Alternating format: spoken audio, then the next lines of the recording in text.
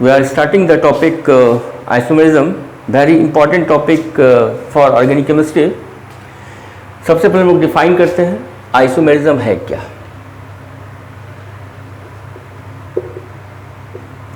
Note कीजिए, compounds having same molecular formula but different structure formula are called isomers and this phenomena is called isomerism. Examples लें. पहला example,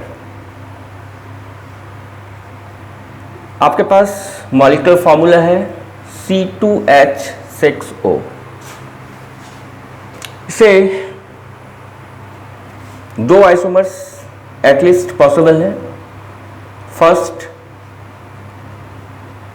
ethyl alcohol, second dimethyl ether. First compound is ethyl alcohol and second compound is dimethyl ether. Both have molecular formula C2H6O. So ethyl alcohol and dimethyl ether are isomers. Note कीजिए. Second compound, second example, आपके पास molecular formula है C3H6O. यहां पे इस molecular formula से at least अगर हम बात करें तो 9 आइसोमर्स ड्रॉ कर सकते हैं.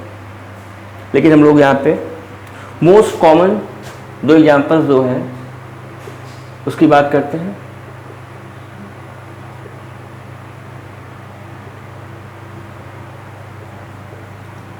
फर्स्ट कंपाउंड की बात करें, वेल नोन कंपाउंड है एसीटोन, और second propanal. Both have same molecular formula C3H6O, so they are isomers.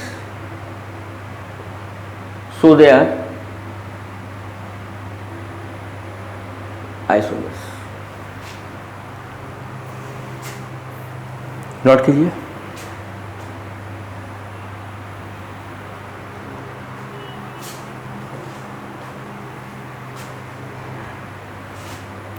Since isomers are different compounds, therefore they have different physical and chemical properties. Note कर लीजिए. Since isomers are different compounds, therefore they have different physical and chemical properties.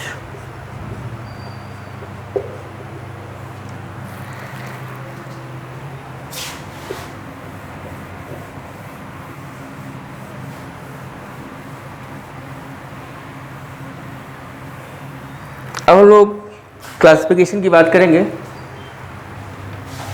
Classification,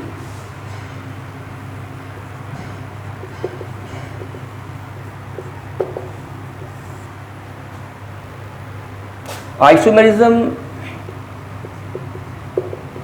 को दो भाग में divide किया गया है. पहला पार्ट है आपका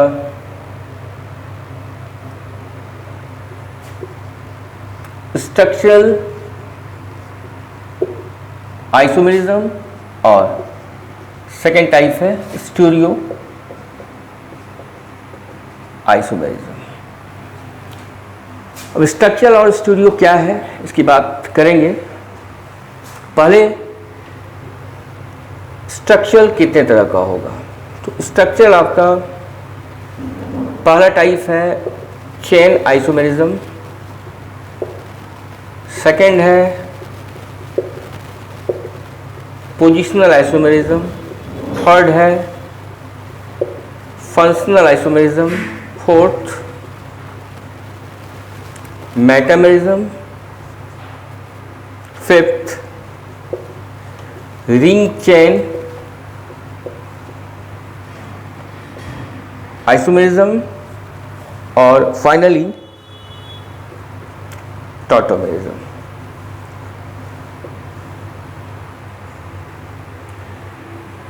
स्टीरियो आइसोमेरिज्म आपका दो पार्ट होगा। एक तो आपका एक जो पार्ट है आपका वो है पहला पार्ट कन्फिगुरेशनल आइसोमेरिज्म और दूसरा पार्ट है कन्फॉर्मेशनल आइसोमेरिज्म। कन्फिगरेशनल को भी दो पार्ट में डिवाइड किया गया है। फर्स्ट है ज्योमेट्रिकल और सेकंड है आपका optical.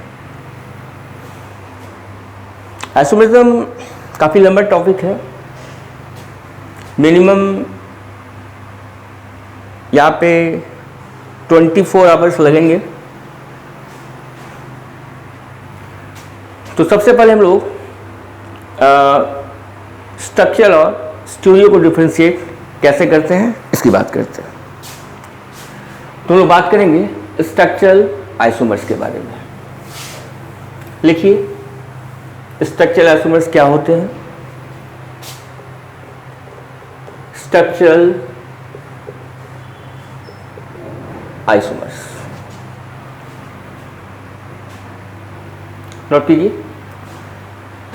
Isomers differing in spatial arrangement of atoms about a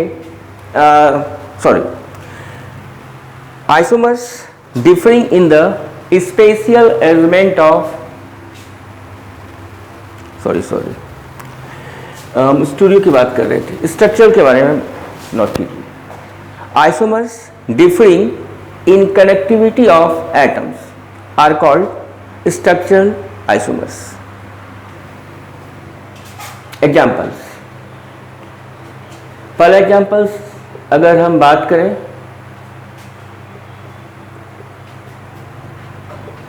जो कंपाउंड है इथाइल अल्कोहल और dimethyl ether, both compounds are structural isomers because in ethyl alcohol oxygen is connected with only one alkyl group, while in dimethyl ether oxygen is connected with two alkyl groups.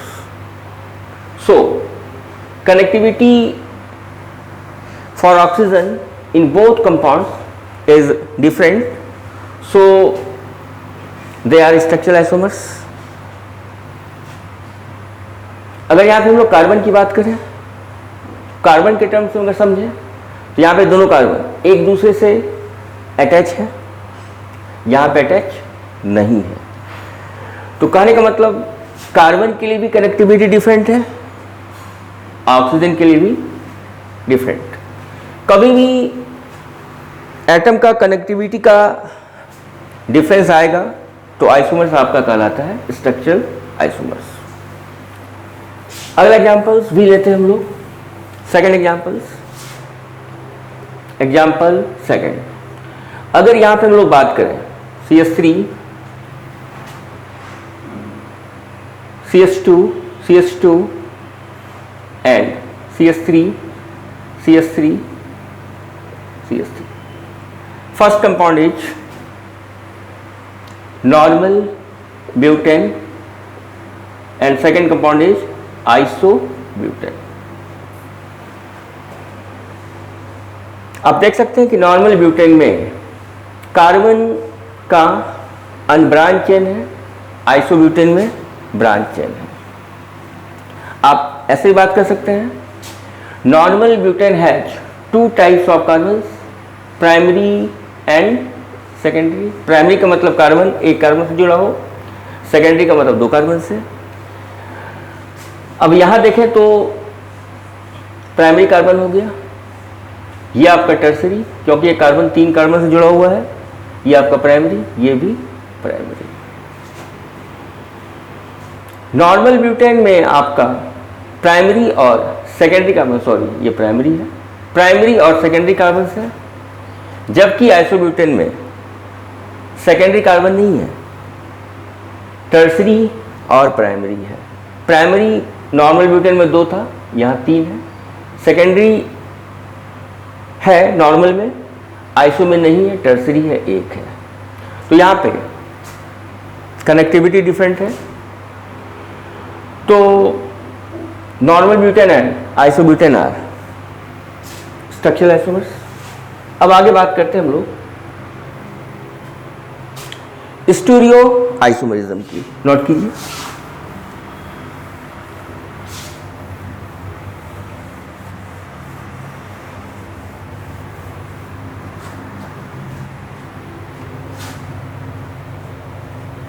Stereo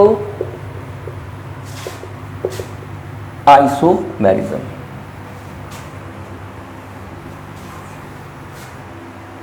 note कीजिए, isomers differing in spatial arrangement of atoms और groups about a bond और a centre are called stereo isomers, and this occurrence is called stereoisomerism. Examples: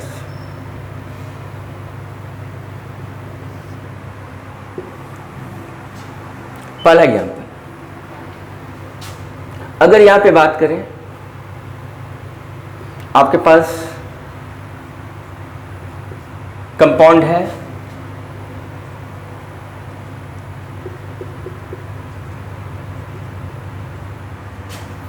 और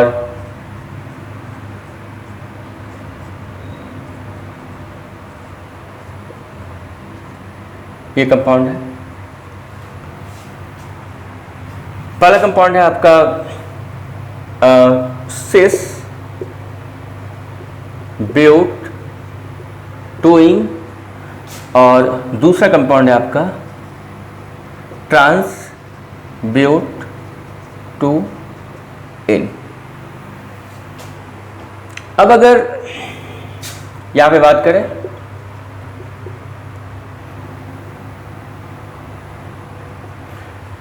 सिस का मतलब होता है identical atom और group same side, और ट्रांस का मतलब अपोजिट। यहां पे देखिए आप, दोनों मिथाइल सेम साइड है और दोनों मिथाइल अपोजिट साइड है, मतलब दोनों डिफरेंट कंपाउंड्स हैं।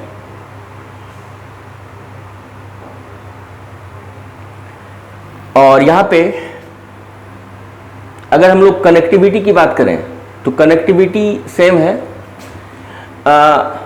अगर यहां पे तीसरे कार्बन की बात करें, सिस ब्यूट टू इन में मिथाइल एच से जुड़ा हुआ है, यहां भी मिथाइल एच है। सेकेंड कार्बन की बात करें, यहां भी मिथाइल एच है, वहां भी मिथाइल एच है। तो कनेक्टिविटी यहां पे एटम का सेम है, केवल स्पेशियल अरेंजमेंट डिफरेंट है। और चूंकि दोनों डिफरेंट कंपाउंड्स हैं, दोनों के प्रॉपर्टी डिफरेंट होंगे। अगर यहां पे बात करें हम लोग मेल्टिंग पॉइंट का, तो सिस ब्यूट टू इन का ज़्यादा होता है, ट्रांस ब्यूट टू इन का कम होगा। अगर मेल्टिंग पॉइंट की बात करें, जस्ट उल्टा होगा, सिस ब्यूटीन टू इन का कम होगा, ट्रांस ब्यूट टू इन का ज़्यादा होगा। एक बात याद रखिएगा, जहाँ तक सवाल है मेल्टिंग पॉइंट का, कोई एक्सेप्शन नहीं है। ट्रांस का हमेशा मेल्टिंग पॉइंट सिस से ज़्यादा होगा, लेकिन अगर सिस की बात करेंगे बॉइलिंग पॉइंट के लिए, तो जनरली सिस का ज़्यादा होगा जनरली।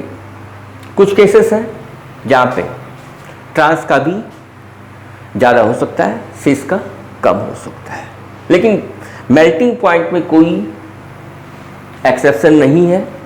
ये सब बात हम लोग आगे करेंगे प्रॉपर्टीज ऑफ ज्योमेट्रिकल आइसोमर्स में। अब अगर और भी एग्जांपल्स लें, सेकेंड एग्जांपल देखिए, आपके पास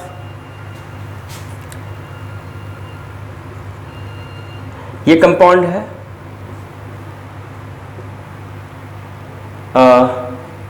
और ये कंपाउंड है।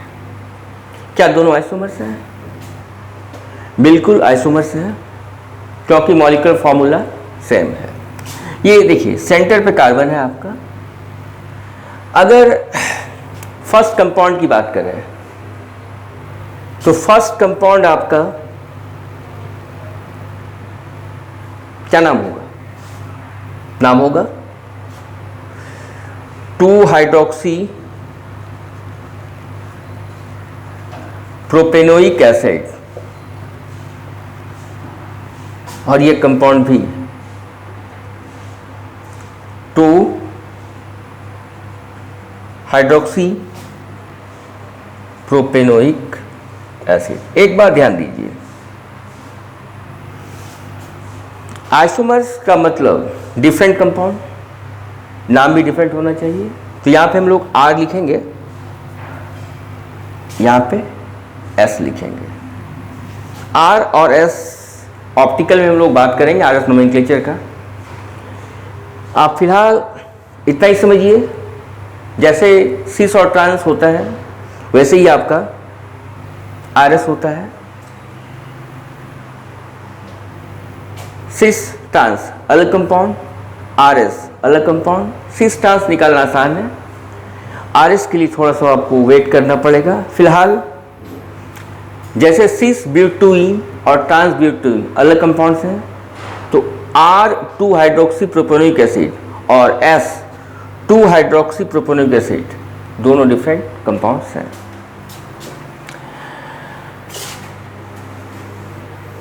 तो एक बात इंपॉर्टेंट है यहाँ पे, इंपॉर्टेंट ये है कि आप देख सकते हैं अगर कनेक्टिविटी की बात करें तो कनेक्टिविटी सेम हो सकता है और डिफरेंट।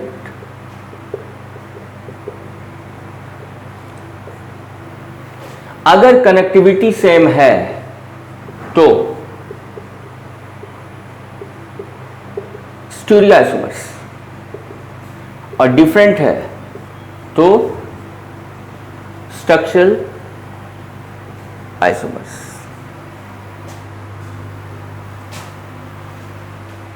यहाँ पे सेकेंड एग्जांपल्स था, कार्बन आपका बॉन्डेड है HOS से, ये कंपाउंड भी HOS से बॉन्डेड है। अगर यहाँ पे बात करें CH3, यहाँ भी CH3 है, COH, यहाँ भी COH। तो कनेक्टिविटी दोनों कंपाउंड में, मतलब R 2 हाइड्रोक्सी प्रोपेनोइक एसिड और S 2 hydroxy propanoic acid same है।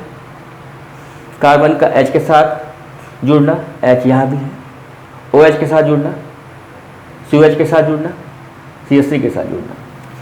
केवल अंतर यही है कि पहले वाले कंपाउंड में, सेकेंड एग्जांपल्स में OH राइट है, यहाँ लेफ्ट है।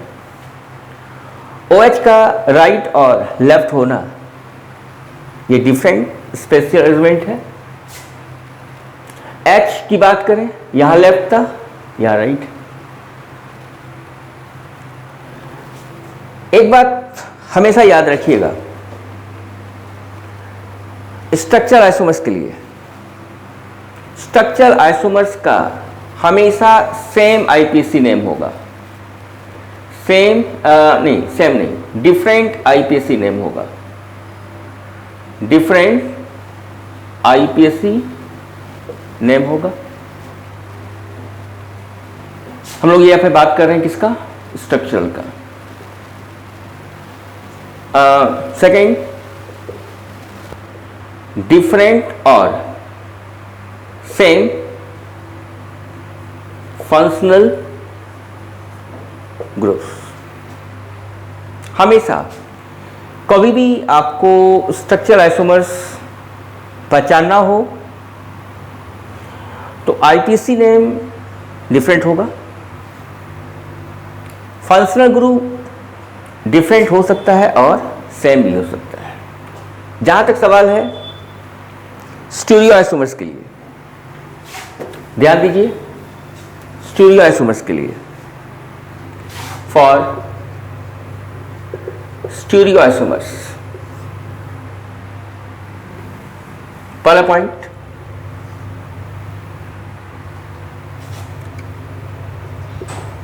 stereoisomers have same IPSC name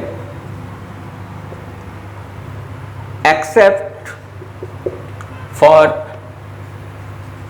prefix like cis, trans और RS। अब देख रहे थे सिस ब्यूटूइन, ट्रांस ब्यूटूइन नेम डिफरेंट है,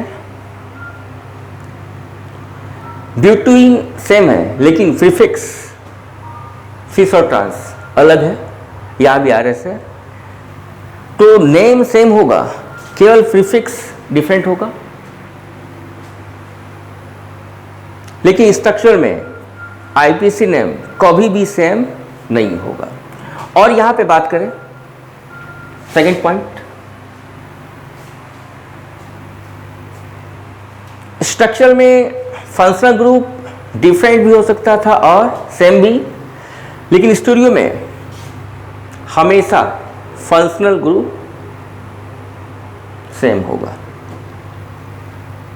तो नोट कर लीजिए यहां पे सेम फंक्शनल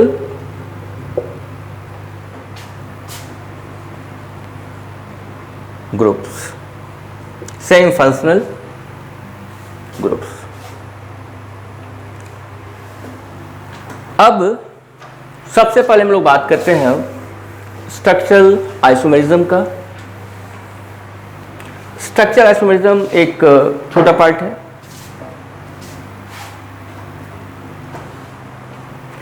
तो स्टार्ट करते हैं हम लोग चेन आइसोमेरिज्म।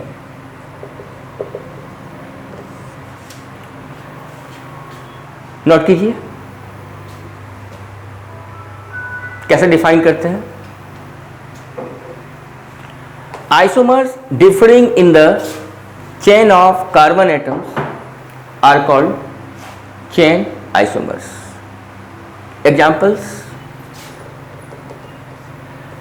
अब यहां पे हम लोग ये कंपाउंड लें, पहला एग्जाम्पल है यहां पे, ये दो कंपाउंड है। First compound is normal butane and second compound is iso butane. In normal butane carbon atoms are arranged in straight chain, while in isobutane chain has branching and branching occurs at second carbon। तो normal butane में straight chain का होना, isobutane में branch chain का होना, ये confirm करता है कि दोनों कंपाउंड एक दूसरे से कार्बन के चेन के कारण डिफर कर रहा है, तो ये आपका चेन आइसोमर्स होगा। अगर यहाँ पे हम लोग देखें पेरेंट चेन में कितने कार्बन्स हैं, तो यहाँ पे पेरेंट चेन में 4 कार्बन्स हैं, आइसोब्यूटेन में 3 कार्बन्स हैं। ठीक है, आगे और एग्जांपल्स लेते हैं हम लोग। एग्जाम्पल सेकेंड,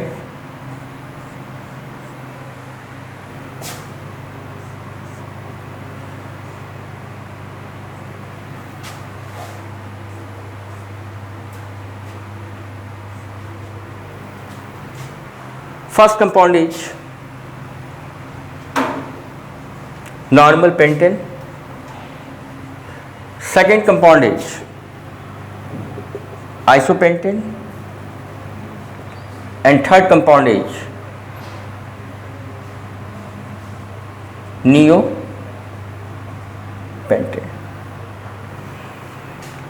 अगर यहाँ पे पैरेंट चेन की बात करें तो यहाँ पे 5 कार्बन है, यहाँ पे 4 कार्बन और यहाँ पे 3 कार्बन।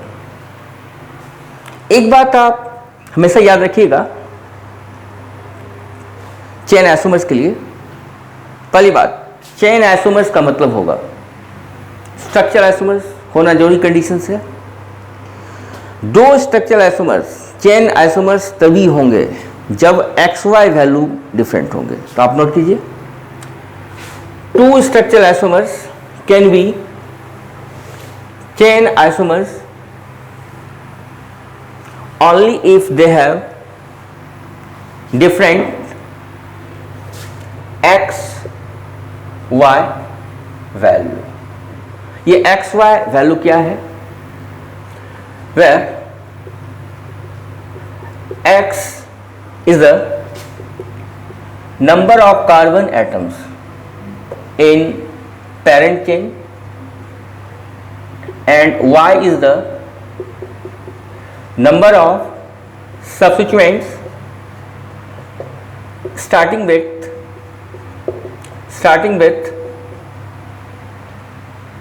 carbon।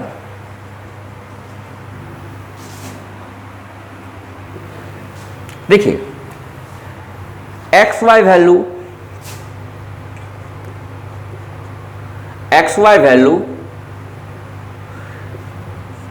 सेम भी होगा और डिफरेंट भी होगा।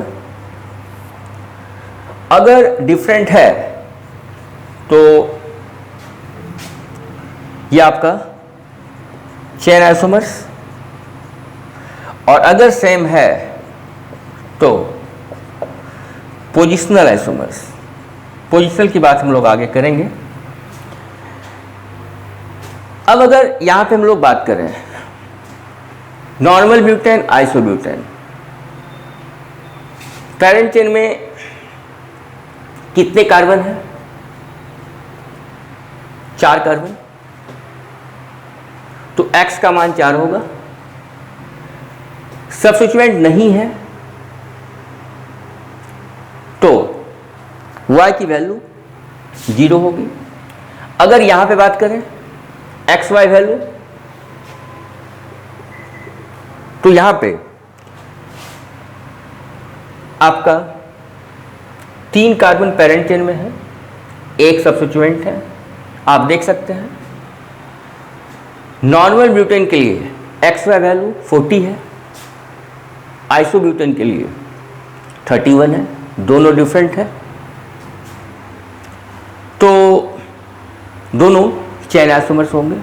हमेशा याद रखिएगा XY वैल्यू डिफरेंट होना चाहिए। अगर यहाँ पे XY वैल्यू निकालते हैं नॉर्मल पेंटेन के लिए, पेरेंट चेन में 5 कार्बन, सब्स्टिट्यूएंट नहीं है, स्टार्टिंग विथ कार्बन 0। यहाँ पे बात अगर करें तो पेरेंट चेन में 4 कार्बन, सब्स्टिट्यूएंट 1 है 41। यहाँ पे बात करें 3, X का वैल्यू, Y का वैल्यू, 2 सब्स्टिट्यूएंट है सेकेंड कार्बन पे। तो आप देख सकते हैं नॉर्मल पेंटेन के लिए XY वैल्यू 50 है, आइसो पेंटेन के लिए 41 है, नियो पेंटेन के लिए 32 है। तो ये आपका डिफरेंट है। तो ये आपका चेन आइसोमर्स होगा। अब अगर हम लोग और भी एग्जांपल्स लें, अगर यहाँ पे बात करें हम लोग, आपके पास ये कंपाउंड है, first compound is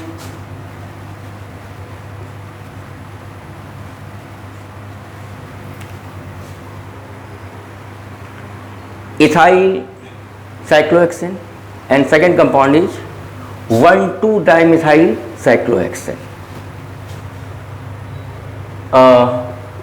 ethyl cyclohexane और 1,2 डाइमिथाइल साइक्लोहेक्सेन। अगर यहां पे बात करें हम लोग XY वैल्यू निकालें इस कंपाउंड के लिए, XY वैल्यू पेरेंट चेन मतलब रिंग होगा, 6 कार्बन है, एक सब्स्टिट्यूएंट है, यहां पे 6 कार्बन है, 2 सब्स्टिट्यूएंट है, और ये 61 और 62 ये दोनों क्या है, डिफरेंट है, ये दोनों आपका डिफरेंट है। XY वैल्यू डिफरेंट है तो ये दोनों चेन आइसोमर्स होंगे। अब हम लोग बात करेंगे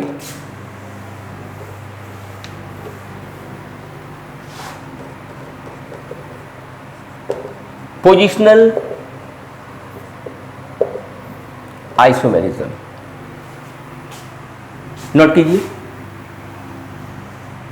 isomers differing in the position of an atom or a group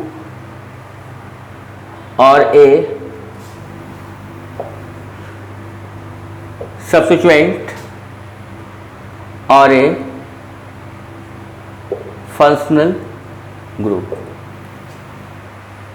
are called positional isomers।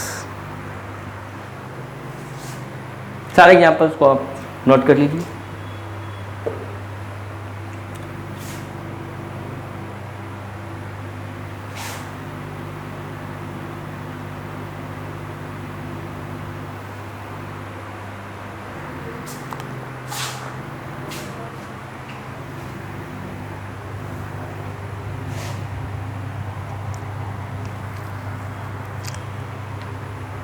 हो गया?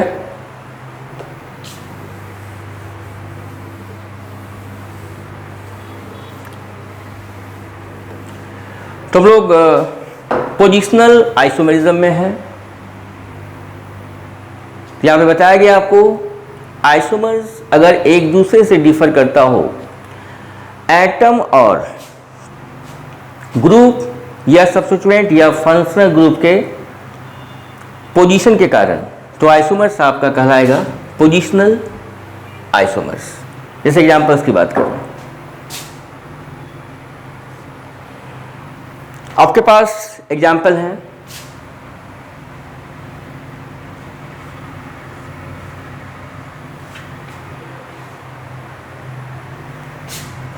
ये कंपाउंड है आपका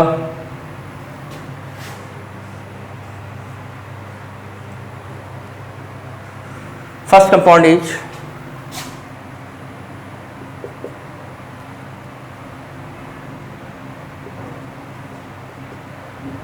two chloro pentane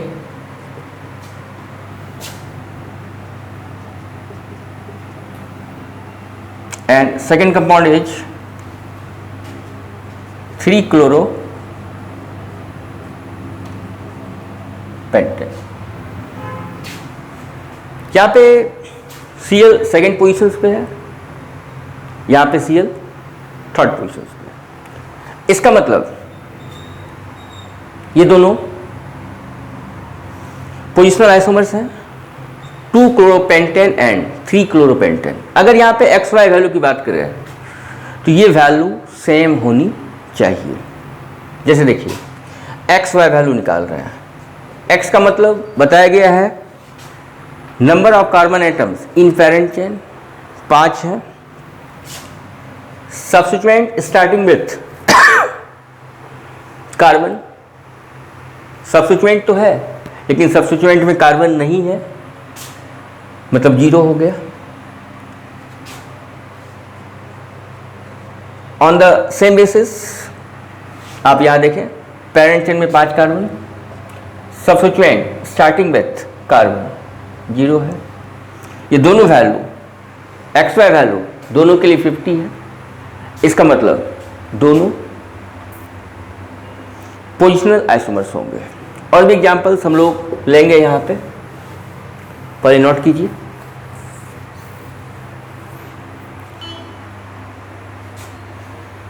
example second, अब देखिए आपके पास ये कंपाउंड है,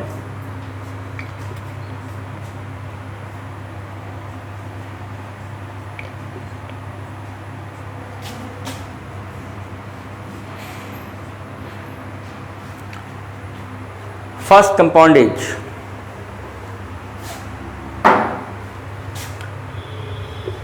one two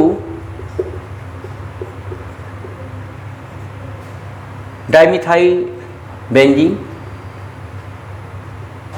second compound is 1,3 dimethyl benzene. Third compound is 1,3 dimethyl benzene.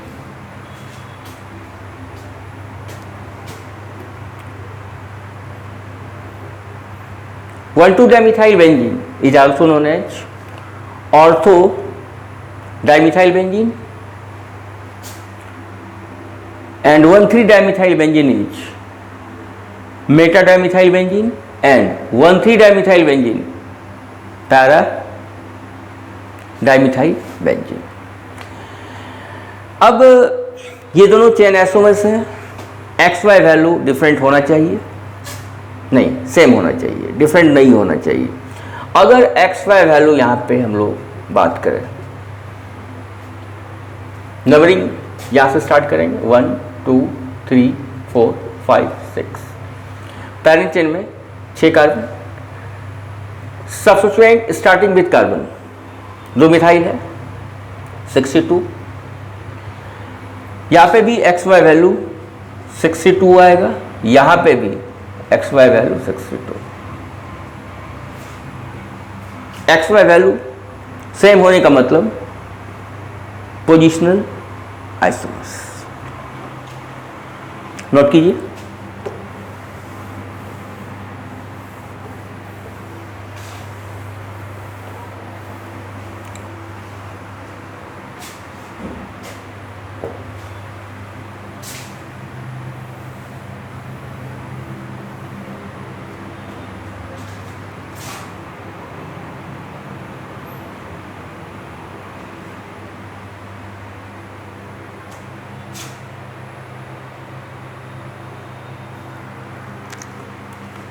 अब आगे हम लोग बात करेंगे फाइन रिलेशनशिप। देखिए आपके पास कुछ एग्जाम्पल्स हैं, जैसे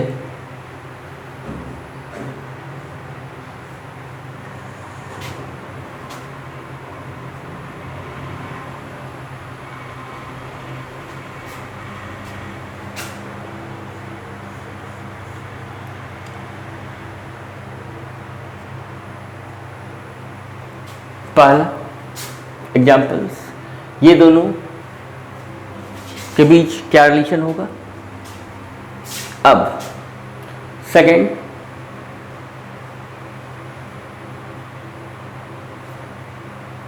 आपके पास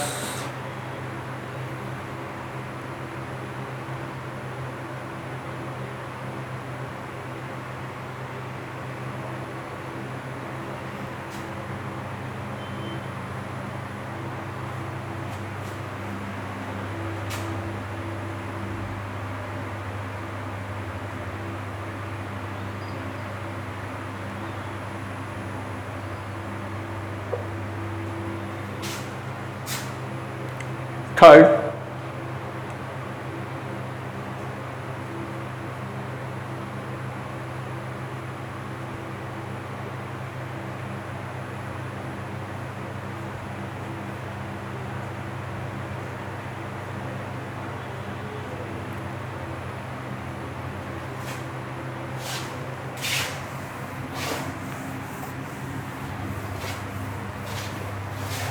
फोर्थ कंपाउंड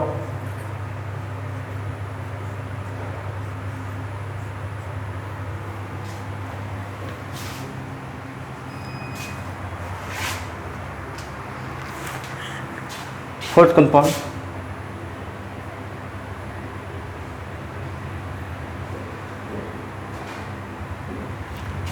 फर्स्ट कंपाउंड, क्या देखिए ये दोनों क्या आइसोमर्स हैं?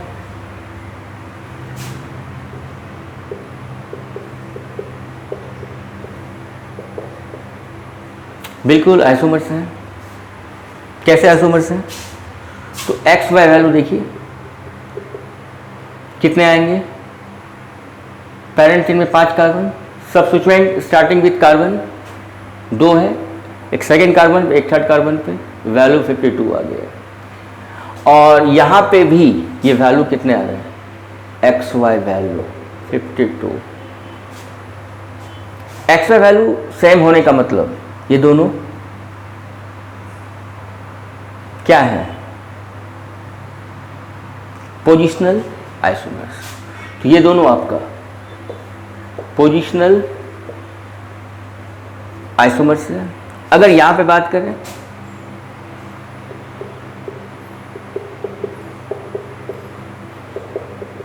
तो ये दोनों भी पोजिशनल आइसोमर्स हो गए, क्योंकि एक्स वाई वैल्यू की बात करें 52, यहां पे भी 52 है। आपका तीसरा एग्जाम्पल्स क्या होगा? तो यहाँ पे पेरेंट चेन में कितने कार्बन्स होंगे? 6। यहाँ पे पेरेंट चेन में 5। तो एक्स वाई वैल्यू यहाँ पे कितना होगा? 61 और यहाँ पे 51। ये दोनों डिफरेंट है। इसका मतलब ये दोनों कंपाउंड्स क्या होंगे? Chain isomers. ये दोनों कंपाउंड चेन आइसोमर्स है। ये दो कंपाउंड भी पोजिशनल आइसोमर्स हैं। अब अगर यहां पे बात करें हम लोग, तो ये कंपाउंड का नंबरिंग आप स्टार्ट यहां से कर सकते हैं। ब्रिजेट पोजीशन से नंबरिंग होगा 1 2 3 4 5 6 7 8 9 10। This compound is bicyclo 440 decans, and this compound is 1 2 3 4 5 6 7 8 dimethyl